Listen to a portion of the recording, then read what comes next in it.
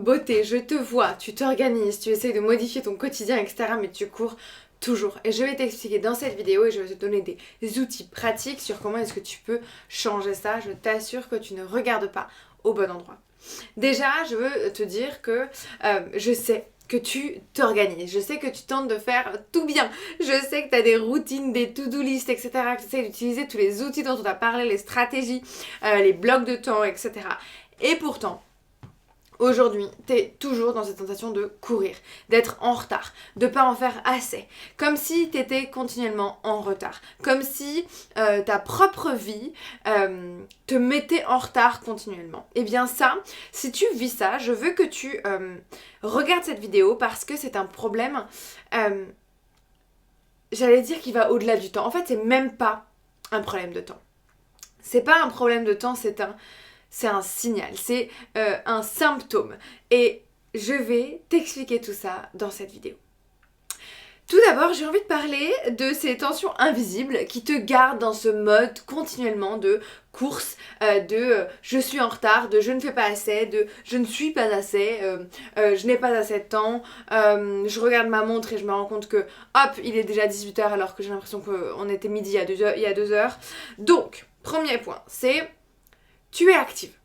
Tu fais plein de choses, mais tu te sens inefficace. C'est-à-dire que tu as des journées qui sont pleines, remplies, mais tu n'as pas une sensation d'avoir avancé, d'être passé à un niveau d'après.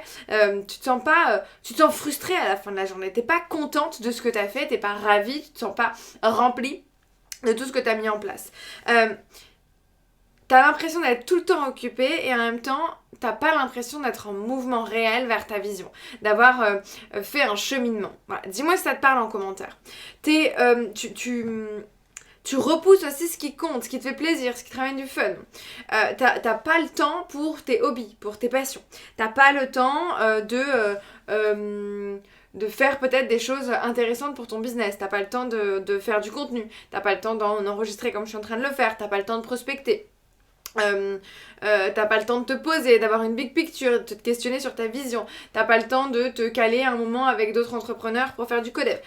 En fait, t'as pas le temps pour toutes ces choses-là qui auraient un impact énorme sur ta vision. Par contre, quand tu te regardes un petit peu, tu te rends compte que tu trouves du temps pour des trucs secondaires. Parce qu'en fait, ton cerveau, il veut te protéger de l'inconfort. Et donc, toutes ces choses-là t'apportent de l'inconfort. Les trucs secondaires sur lesquels tu passes du temps t'apportent du confort pour ton cerveau. Et donc, tu continues de faire des choses qui sont non nécessaires pour ta vision et qui vont te prendre du temps sur ce qui est important.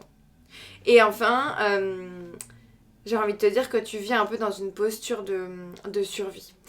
C'est une posture de survie que toi, par contre, tu maquilles. Tu maquilles en mettant de la performance. Tu maquilles en disant non, mais je suis obligée de faire ça, c'est important parce que sinon je perds tel truc. Potentiellement, il y a même des postures de survie qui sont maquillées par des performances de chiffre d'affaires. Il y a même des postures de survie qui sont maquillées par des performances de nouveaux leads. En fait, j'ai envie que tu te poses la question. T'as l'impression d'être hyper productive, mais quand tu regardes, finalement, en fait, tu compenses continuellement. Tu remplis ton agenda pour finalement éviter le vide, éviter une frustration, une confrontation même avec toi-même, éviter les vrais choix, les vraies choses, les vraies actions. En fait, tu veux tellement bien faire que tu t'épuises à prouver continuellement. En fait, au lieu de prouver, tu veux prouver, au lieu de poser toi tes propres règles, tu veux prouver aux autres quelque chose. Donc il y a encore un dernier point sur cette notion de regard des autres. Tu fais de ton temps ce que tu penses que les autres veulent voir ou pensent que c'est intéressant. Tu utilises ton temps pour prouver aux autres que ce que tu fais c'est bien, que ce que tu fais ça a de la valeur.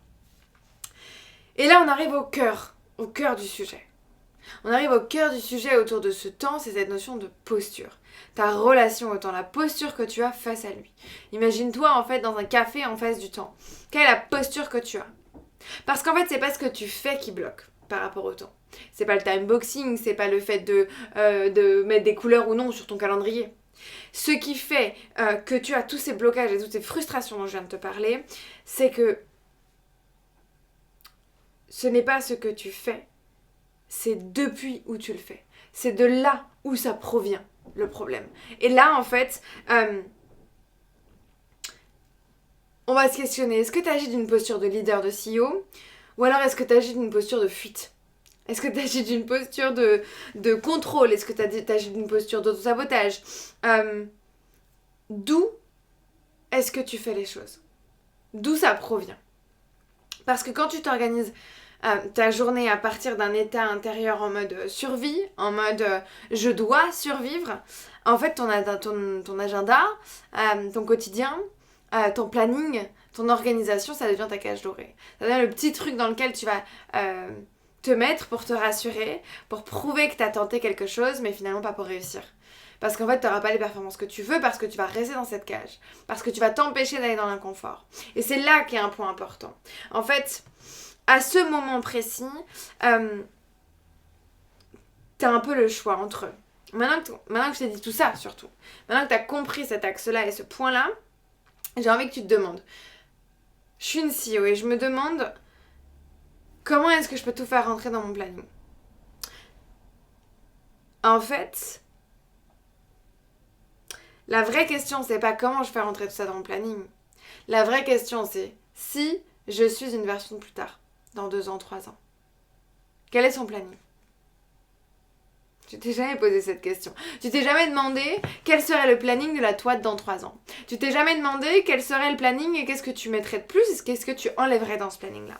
Pourquoi? Parce que tant que tu changes pas cette posture-là, cette posture intérieure, en fait, t'auras beau changer de planning, t'auras beau tester de nouvelles astuces, un nouveau timeboxing, ou changer ton timeboxing, ou changer les couleurs dans ton calendrier, ou utiliser Calendly, waouh, nouveau software, eh bien, tu ne modifieras pas ton résultat. Parce que tu n'auras pas modifié ta posture et ta relation au temps.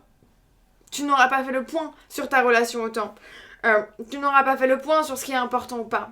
Donc maintenant, je vais te donner 3 points très importants par rapport au temps qui vont te permettre d'aller plus en profondeur sur tout ça, qui vont te permettre de réellement creuser en profondeur, j'ai envie de dire, sur cette thématique. Donc, le premier, c'est tu crois que tu n'as pas le temps, donc tu agis comme si tu n'avais pas le temps.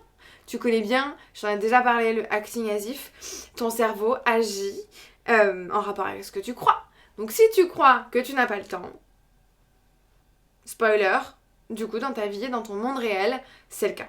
En fait, ton comportement il est guidé par cette croyance-là, cette croyance qui est intense, cette croyance autour de la rareté, du fait que tu manques de temps, du fait que tu n'as pas assez de temps, que tu as trop de choses par rapport au temps nécessaire, et donc tu alimentes continuellement cette posture de victime du temps, que tu es victime de ce manque de temps-là, que tu es victime de ton quotidien à toujours être en retard. Et donc évidemment, tu perds ton pouvoir. Évidemment, tu te désalignes et t'es continuellement dans un retard. Le deuxième point, c'est là, j'aime bien parler de scarcity et d'abundance, et du coup, là, clairement, quand tu dis tout le temps que tu n'as pas le temps, quand c'est continuel, tu vas continuellement aller chercher, aller montrer une certaine rareté du temps. Et donc, si on dit rareté, il n'y a pas la notion d'abondance, un champ très large de nombre de temps, et donc, à quel point est-ce que tu en as assez ou non. En fait, moi j'ai envie de te pousser à aller justement chercher une abondance de temps. Aller chercher le fait que, en fait, le temps c'est un peu une projection intérieure, une projection de tes croyances, une projection de ce que tu penses qu'est le temps. Quand tu penses que le temps c'est quelque chose d'abondance et que tu as tout le temps qu'il faut sur cette planète pour faire ce que tu as envie de faire, en fait, tu vas modifier complètement la posture que tu vas avoir, tu vas modifier complètement l'identité avec laquelle tu vas venir, et donc tu vas aussi modifier ta relation avec le temps, à quel point le temps est précieux ou non. Attention, précieux ne veut pas dire rare, et ne veut pas dire qu'il en manque. En tout cas, ton rapport au temps, il reflète ton niveau d'autorité intérieure, il reflète la posture que tu te proposes, enfin que tu te donnes et que tu as.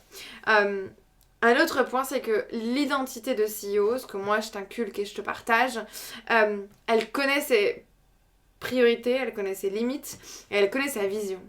Et en fait, toute cette partie-là permet d'avoir un niveau de tolérance qui t'empêche d'aller alimenter toutes ces choses inutiles dans ton quotidien qui vont te prendre du temps.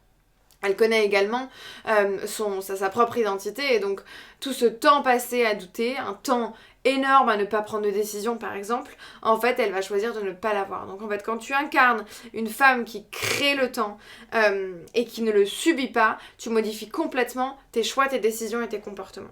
Ok. Le but en fait c'est que tu ne subisses pas le temps et que tu sois continuellement en train de créer quelque chose. Et ça veut dire quoi? Ça veut dire qu'en fait tu reviens dans ton pouvoir, tu reprends ton rôle de leader. Pas juste dans ton business, mais dans ton quotidien et envers toi-même, dans la gestion de ton quotidien et dans l'organisation de ton quotidien. Parce que je suis désolée, ton agenda n'est pas ton ennemi. Pas du tout, et moi il m'aide au quotidien. Bien au contraire, pour avoir le temps, tu dois t'assurer de te connaître. Tu dois t'assurer de comprendre que tu vas dans l'abondance de temps et que tu n'as pas cette croyance forte et dure et ancrée et que dans ta relation au temps, que tu vas manquer de temps quoi qu'il arrive. Parce que, spoiler, tu vas manquer de temps quoi qu'il arrive si c'est ce que tu crois. Je veux que tu comprennes aussi que dans cette notion de relation au temps, tu as besoin de lâcher quelque chose. On a besoin de sacrifier notre ancienne version, notre ancienne relation au temps pour pouvoir créer une nouvelle, plus saine, plus intéressante, plus impactante. Et cette nouvelle relation au temps, elle va te permettre d'aller plus loin. Elle va te permettre de te développer davantage. Donc, si ça résonne avec toi, toutes ces choses-là, n'hésite pas à regarder ma masterclass offerte autour du shift d'identité, dans lequel on parle de justement changer sa posture et changer son identité. Le but, c'est que tu te rendes compte qu'aujourd'hui, peut-être que tu es davantage dans ce mindset de scarcity et c'est ce qui fait que tu n'as pas le temps. J'aimerais bien qu'avec cette vidéo-là, tu commences à te questionner autour de ta relation au temps, autour de ta relation avec ton planning. Si je t'enlève ton planning pendant une semaine, qu'est-ce qui se passe ? Voilà, donc si ça résonne, prends la masterclass avec plaisir qui est complètement offerte pour toi qui regarde cette vidéo ou qui écoute cet audio. Je t'invite à reprendre les rênes de ta vie par ton mindset, par cette notion d'identité, mais également à reprendre les rênes de ton temps à travers ça. C'est un vrai point crucial pour les entrepreneurs parce qu'on a un besoin de temps et d'énergie et de ressources qui sont des points ultra nécessaires quand on démarre ou quand on maintient une entreprise.